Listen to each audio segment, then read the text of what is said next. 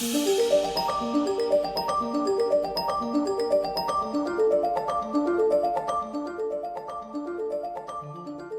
up? What's up? What's up? Sorry, I got a little bit of. I got some. We'll do a little shout out and play them on my phone here for a second. The old good times roll on, Fortunate Youth. Shout out to my boys over there, Fortunate Youth. Try to get some smoke. I got some new sage today as well. I'm repping the hat. I got to hang out with Fortunate Youth a little bit. Shout out to Paulie, set that up. Actually, Mitch Haniger, who I had on the pod, he lined me up with Paulie, I believe. And then we had Fortunate Youth out to a few games in LA. Got to hang out with them and their crew. Just a cool bunch of dudes. The sage is smoking today. We're jamming. So I don't know if you can hear them. I actually could just listen to this over a podcast of me doing it. But since I'm the host and since I have to come up with the content, we're going to turn this music off. We'll come back to that on my own time. That was called Good Times by Fortunate Youth. Shout out to the boys. Paulie, San Diego boy. I think he's how we connected. And then, like I said, we kind of brought the band out to LA and got to hang out with them for a bit. Just a bunch of cool dudes. I got into reggae music sometime around college. I think a friend of mine, a teammate of mine, Slightly Stupid, is one of the first reggae bands that I got into. Then Iration. I went to an Iration concert a long time ago. Once I went to that Iration concert, that was sort of when I was like locked in. Really liked it. Obviously, I think Bob Marley kind of takes the cake for the he's probably the legend, right? It's got to be. One Love. Shout out to Bob Marley. Rest in peace. And then it just kind of stumbled along. But Fortunate Youth, I've been into their music for a long time. So when I got to hang out with them, I was pretty pumped. Just kind of connects them. And they gave me this hat. Paula gave me this hat. So I'm going to rep Fortunate Youth for the show today. Kind of use some of their vibes, good people. Shout out to the fam. They always saying that. And we'll use some of their energy as we dive into today's show. So one of the things that I wanted to talk about today specifically is around coaching. And I think coaching, from my angle, it's been unique, right? I spend a lot of my time with coaches. I was with shout out to Brian Bannister, JP Martinez, had dinner with them last night. And those are not only two of my close friends, but two mentors as well, which I'm really fortunate to have people who I'm really good friends with that are also mentors of mine. They're older than me. They've been in Major League Baseball for a while. Banny's with the White Sox now. Won a World Series with the Red Sox, played professionally, California guy. Then JP's got a unique story, kind of went to LSU, then transferred to New Orleans, kind of worked himself up through the ranks, and he's a major league pitching coach with the Giants now. Both two good friends. I've had both of them on the podcast, actually. When I did the Art of Something series, they were both on that show. And then JP was on Moment with Mart with me. Maybe I'll get Banny on here at some point. But we were at the dinner last night talking about life the whole night, talking about awareness, talking about evolution, talking about environments, everything that you do when you're in the coaching world. And then this morning, a good friend of mine called me before one of his games and was talking to me about coaching and the programs of coaching. And so, like all things, right, when it's on top of your head and you're sitting down to sit behind the mic, you start to, maybe that's what we're going to talk about. So coaching's a unique thing. I started teaching when I was 22, and I was coaching and teaching. I was coaching high school kids, pitching specifically. I did a little bit of hitting in baseball. And then I was teaching a strength and conditioning class, a team skills class in college at Minnesota State University, and then a coaching theories class. So the theory and how to build culture. And that was around football. It was actually for all football coaches. And a lot of these guys were GAs and going to be college football coaches if they weren't already. A couple of them were high school football coaches in the city. And then a lot of people went on to be other coaches. I'm actually thinking about my buddy Ben Kincaid, who took that class, he's been a college head coach in Wisconsin for baseball for a long time, and another really cool, great guy. But that was an interesting class for me because I was the same age as everybody. So I was 22, 23 years old teaching that class. And I think everybody was around 20 to 21. But it was good because I learned about content and putting content together. And it was class format. I was at a university, so you had to give people grades and tests and quizzes and homework assignments and projects, etc. And on the side, I was coaching high school kids in skill-specific skill development. And I was doing a lot of stuff with them and in the actual craft of baseball. And then I played baseball. Obviously, I talk about that on pretty much all the shows. It feels like to some degree, it's such a big part of my life. And during that, I would coach a little bit in the off seasons. I think a lot of athletes do that are minor league athletes. They coach a lot in their off seasons just for some money. And then at 25, so about 10 years ago this summer, I would have gone full board on coaching. And so I've been in this space for a decade now, but a little bit longer than a decade as far as cross-pollinating of teaching, coaching, those sort of things. And I've had a unique path in that angle. I think all coaches do because I've coached at an all women's gym. I've coached women from 20 years old to 60 plus years old, moms, grandmothers. I've coached youth kids as young as like 6, 7 years old, all the way to adult males that are 60 years old. And whether that's in business, obviously youth sports. And then I've been fortunate to teach musicians and artists and get to know that world a little bit. And I've worked with organizations and I've worked in hockey and football and obviously baseball has been the main one. And so you get a wide variety of people that you meet. And so the reason I'm bringing this up is the guy that was talking to me on the phone earlier today. He was asking me about my program because he was asking me about, for a friend of his that wants to get into coaching, and he was asking if he could talk to me a little bit to understand my program of teaching and what my program is. And I had a hard time answering that. I typically do have a hard time answering that because I think ultimately if I've learned through all these years of teaching and being in this world, I think that I think that you lose the structure for a program. I think that your objective programming turns into sort of an overarching philosophy. And I think that's what we'll get into because that's what I was talking to Manny and JP a lot about for all of us is our philosophies. And it's something that's formed a lot of reflection for me in what my philosophy is now. Because if I think of all the genres of people that I just mentioned to you and everyone's personalities and sexes, whether it's male, female, whether that's adolescent, teenager, young adult, older adult, everybody's different, yet everybody's the same. And I think that's something that I've learned and I've grown into in my system is that you can have a philosophy in which you teach.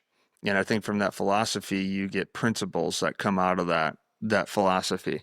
And the principles are you remain the same in your principles. Your principles become it's like the commandments, right? You read the Bible and you get the 10 commandments and then there's 73 books or so that that that talk about the separation from the commandments, the natural uniqueness, not uniqueness, the natural instinct of human nature to go away from the commandments and default to human nature, and then the wrath of God comes back in to teach the commandments again and to follow God. And I think a lot of coaching as a philosopher's point of view is that you establish a set of principles that you're going to use and you abide by, and they become your commandments. And then the uniqueness, and this is where I have a struggle with the concept of programming or saying, this is my program, this is what we're going to do. I don't think that works in the long run. I've definitely tried to do that. Programming in this example could be certain things like goal setting. Like I'm a performance coach, but it's similar to any other coach. When you sit with somebody and you go, okay, here's our goals, here's what we're going to do, and you map out your schedule and your routine for the individual or the team. And I think that that's fine, but I don't think that can last long because everyone becomes unique in their own way and the methods inevitably are going to have to change. So the principles remain the same. The methods evolve. And as a coach, your ability to observe the methodology for each individual and sort of form to the student or the athlete in this sense, that's kind of the art of coaching, in my opinion. And so I don't know if programming is the right way or having a program or being married to a program is the best way. Maybe not the, I don't want to say right or wrong way. It's maybe not the best way to coach people, because people are so unique, and ultimately you have to ask yourself, what is the person trying to get? For me personally, I've obviously found myself in a world where I coach a lot of high performing people, a lot of people who are the best in their field. Not as much in business, but mostly in athletics. I've worked with some of the best athletes in the world across many different sports. And some of them have been perceived or are statistically the best athlete at their sport in the world. And so one of the things that I've noticed when I go into rooms meeting these people for the first time is it's hard, because you meet somebody who's so achieved in their craft, or so acknowledged, and they are the best. It's like, egotistically, how do you give somebody that? How do you give somebody advice that is the best in the world at what they do? And I've learned that you can't, because you don't, because they're so themselves that you can't go in there and tell them how to be more of who they are, because that's kind of what has made them the separator. And so it's contradictory of coaching, because instead of coaching in terms of giving advice or telling somebody what to do, you actually just observe. You go to the flip side of that. You become an observer of this specific individual, and you start to ask them questions. You start to gather data based off of your question asking to them, and you learn how they think. And so in that sense, you can't go into that with a program. You can't tell them, this is what I do and this is what you're going to get from it, because it's the opposite. You're actually learning the athlete in that sense. And it seems odd. And I think that when you hang out with certain people, or people who have been coaching for a while, I think that they would understand what I'm talking about. And it just seems counterintuitive, because you end up really not talking or doing anything when you're teaching people who are very extremely high level in their craft. You end up becoming largely the student or the observer of the person. And weirdly enough, that ends up being the coaching. And so that would be my sense of working with a really high performer. When I gave that answer earlier to my friend, he had told me, what do you do with children?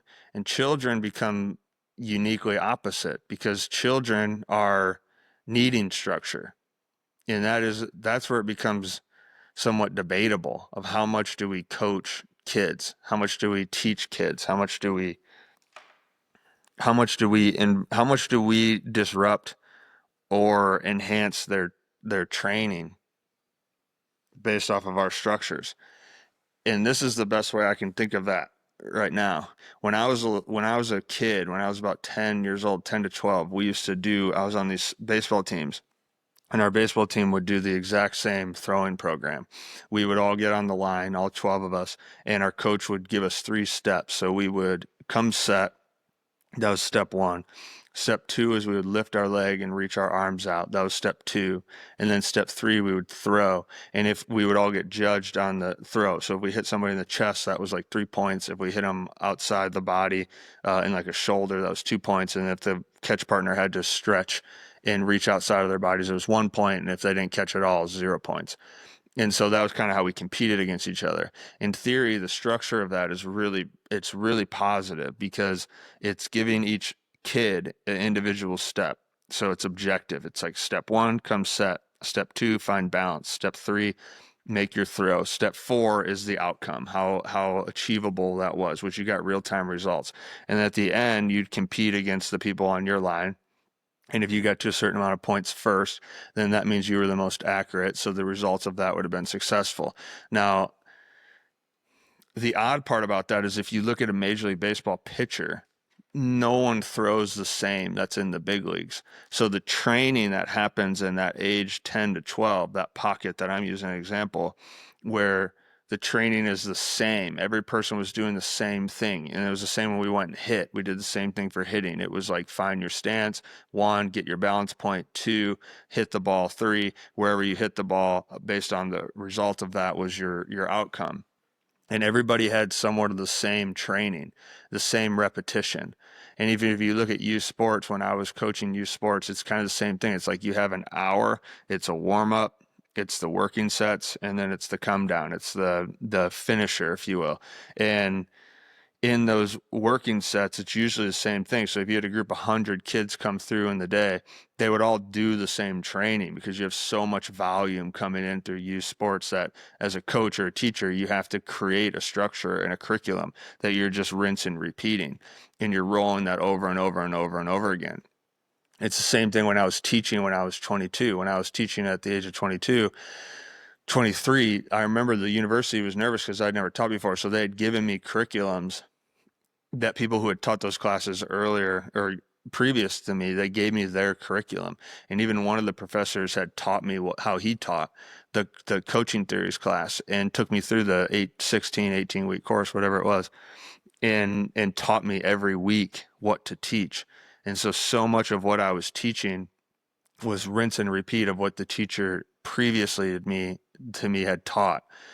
And it's the same thing as what we're talking about in coaching is so often we get certified or we go to weekend workshops and we learn what a teacher does or what a coach does. And then we take all those drills and then we go bring it back to our athletes or our students, whatever your field is.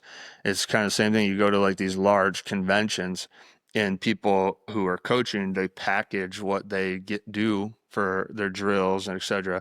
You essentially take their drills and then you coach them. And so it makes coaching artistic because what is it? I've found that if I'm working with 10 to 12-year-olds, it makes a lot of sense to do that drill. It makes a lot of sense to have a structuredized program that you can rinse and repeat, and you get a lot of volume to roll through. And you create structure for people because they don't have any structure at those young ages. So you're trying to create something for them to find some sort of sustainability. And those are all principles. It's like principle 1 is coming set and being still. Principle 2 is being balanced. Principle 3 is being able to find your momentum to go backwards to forwards.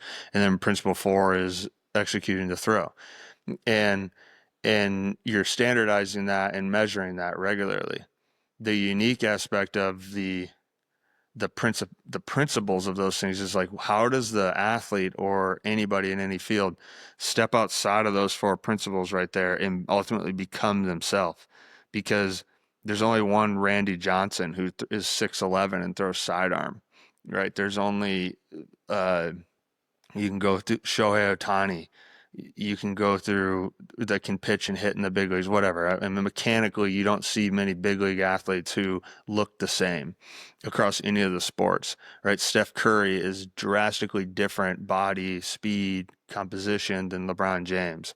Kevin Durant, extremely good example, like the length on him and he's skinny, but just like looking at his body in comparison to LeBron James, like those are 3 different superstar athletes who do it differently, right? And they can all shoot a 3, they can all dribble, they can all have good vision, they can pass the ball, play defense, whatever. But they somehow got outside of the massive structure at young ages and became uniquely themselves at the end.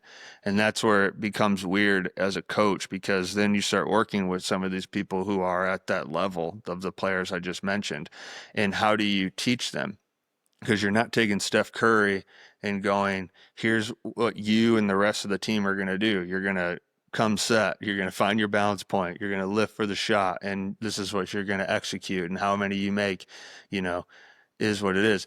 I don't think you can do that when you go up and you start working with some of the best performers in the world. You end up just becoming a listener to them, and you listen to how they've done it and how they think and how they achieve things, and your programming goes out the window. You no longer have a program because you realize that you can't program for individuality. You can't program that to that degree. You have to form to the action. You have to actually form to the person individually. So it's weird, right? It's like when you have large groups of people and people are somewhat similar and the same, you can rinse and repeat and create a program and set goals and have it be rather objective and be step by step by step by step, which feels so safe and certain, which is why I think is why we go and we get certified on weekend things and we establish certain things or learn certain curriculums, and we get that curriculum, and then once we've learned the curriculum, we just take that curriculum, we hand it off to the people in front of us. And at mass volume, it does make sense to do that. When I worked at a gym an all-female gym years ago, the entire gym franchise would get the same workout every day. So me as the trainer, I never thought of what I needed to make for the training program the next day because it was sent to me. So it'd be emailed to me on a Tuesday morning at 5 a.m. and my first class is at 7 a.m. I would just write up the workout that it was a franchised out gym. So there's like 400 of them, and all the gyms would get the 45-minute workout. So really all you had to do was write the 45-minute workout on the whiteboard, and then you'd wear a headset and you would essentially just make sure everybody was getting through their workouts. It was like a 3-minute workout each thing. So however many 3 minutes you could get in 45 minutes, you'd put people into groups. If there were 40 people that came into class, you do 4 groups of 10, for example, and they would all have their own exercise, and you would just rotate them. You'd rotate them every 3 minutes, and you just try to keep the energy up and be supportive. And I don't think that's any different than working with an individual, because you're still holding space. But the ease of coaching was rather easy because the curriculum was already done. It was given to you. And then you, as the trainer, you just had to make sure that people were doing it. And that was the exact same way that it was when I was teaching in college. You would stand in front of the class behind the podium. They would give you the curriculum. You just had to make sure that each week you were teaching the PowerPoints and the lessons in a 45-minute window. And, every 3-4 weeks you gave a test. And then on the 5th week, you gave the test back, and you did that 4 times or something like that. And that was what the semester was. But then when you go and work with somebody who's one of the best athletes or musicians or best entrepreneurs in the world and makes millions of dollars, it does not, from my experience, it does not work like that. It's the exact opposite. You don't have a curriculum for them, and you just learn them.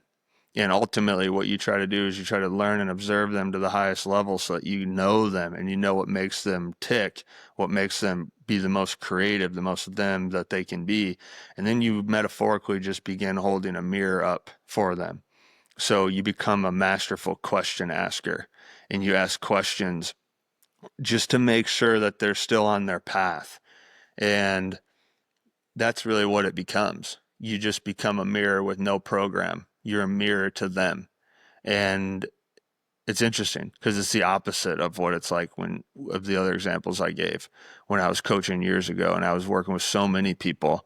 Now I don't work with really anybody. I work with five people maximum. The big leagues was different because you're working with 26 guys in a clubhouse. Well, you don't work with all of them. You maybe work with half of them. So it's still not that many. And you still have so much time. You have you have an 8-month season with spring training, and you have an off season. So it's not that overwhelming. But when I was working in gyms and there were 300 clients that rolled through, yeah, that was a lot, right? I mean, when I was coaching youth baseball, I had like 80 to 90 kids in every one of my programs. When I was in university, teaching at university, I think I had 40 kids in a class. So, I mean, over 100 kids that you're teaching. So I think that's going to wrap up the thought. I think that teaching to the masses is going to be objective. If you're teaching to the masses, you're going to create structure and have systems that are rinse and repeat. I don't know if we can get out of that. I want to say that we can get out of that, but I don't know how we could get out of that. I don't know how you could not teach 12-year-olds the same thing. It'd be so hard because they're so not themselves just yet, athletically, and the way they move, think, those sort of things. So we have to create systems for them to follow and keep them in order, which is counterintuitive to what I've been talking a lot recently about education, because I talk so often about how everyone's imaginatively their own genius, and school takes that away from them because we put them into curriculums. And then you get into the adult population, and it's like that George Land study where he said 98% of the kid was a genius. And as an adult, it went all the way down to 2%. That's not similar to the athlete, because if you think about it, if 98% of kids are athletically genius, in that scenario, they're going to be the professional athlete. But then only I think it's like 1% of the youth population makes it to professional sports. And then 1% of that percent becomes like a Hall of Famer, right? That might not be any different than the George Land study of the education.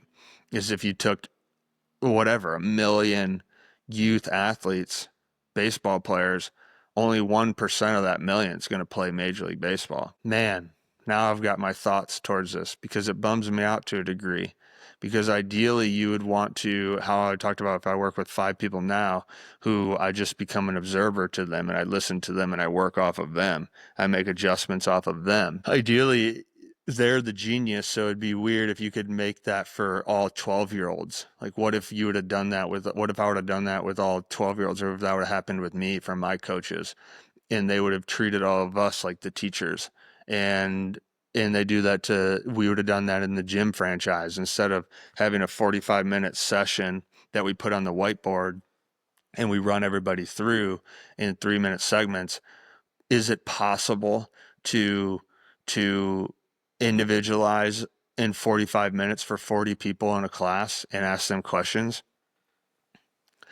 My answer to that is no, it's not possible. And I think that my final thoughts around this is that's probably why there's extreme elite high performing people and the mass population of people are not that, because we're not. The majority of people in the world will never be the best athlete in the world because there's only a few of them. Same thing with business owners. The majority of us are not going to be Elon Musk. There's only one Elon Musk. There's only one Jeff Bezos, Bill Gates. I don't even know if you like those people or not. The point I'm making is that we know their name. We don't know the millions of people's names who run businesses, right? So what is it that gets that?